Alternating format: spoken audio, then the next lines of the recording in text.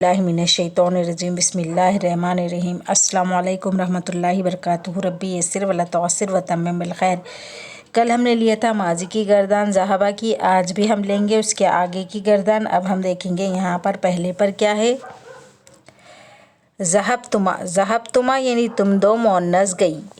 अब हम उसके बाद नीचे देखेंगे क्या है यहाँ पर। ज़हबतुन्ना यानी तुम सब मुअन्नस गई। अब हम इसके बाद नीचे देखेंगे क्या है यहाँ पर।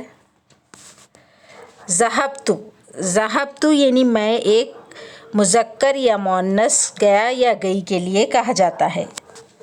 अब हम नीचे देखेंगे क्या है यहाँ पर आखिरी पर। ज़हबना यानी हम दो सब मुज़क्कर व मुअन्नस गए या गई के लिए कहा गया है। ज़हबतु यानी मैं के लिए आता है और ज़हबना यानी हम सब के लिए आता है।